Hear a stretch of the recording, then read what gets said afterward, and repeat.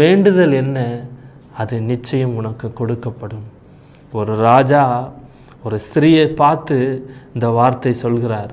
ஆனாலும் நமக்கு ஒரு ராஜா இருக்கார்ல, அவர் நம்மளிடத்தில் கேட்கிறார், ஆண்டவரே, நான் பல நாட்கள் போராடி ஜெபித்து கொண்டிருக்கிறேன். என் வேண்டுதல் இதுதான், என் பிள்ளைகளுடைய எதிர்காலம் இதுதான், என் குடும்பத்தின் சூழ்நிலை இதுதான், என் கையின் பிரயாசம் இவ்வளோதான் இருக்குது. இதை வைத்து என் வாழ்க்கையை எப்படி கொண்டு போவேன்? ஒரே குடும்பத்தில் போராட்டம், பிரச்சனை, ஒன்று இருந்தால் ஒன்று இல்லை. நான் தேவை சந்திக்கப்படாமல் இருக்குன்னு கலங்கினேன், என் தேவையை சந்திச்சீர். ஆனாலும் சமாதானம் இல்லாமல் நான் துக்கப்பட்டு கொண்டு இருக்கிறேன். இப்படி பல விதத்தில் உங்களுடைய வேண்டுதல் இருக்கலாம்.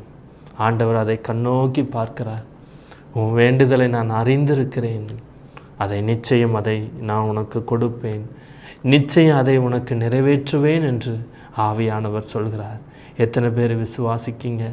குடும்பத்தின் சூழ்நிலை ஒரு நெருக்கப்பட்ட ஒரு சூழ்நிலை, ஒரு சமாதானம் இல்லை, ஒருத்தர் பேசிக்கிட மாட்டுக்காங்க, குடும்பத்தில் ஒரு சந்தோஷம் இல்லை, மகிழ்ச்சி இல்லை, வாழ்க்கையே ஒரு போராட்டத்தில் அந்த குடும்பத்தை நான் கொண்டு போய் கொண்டிருக்கிறேன்.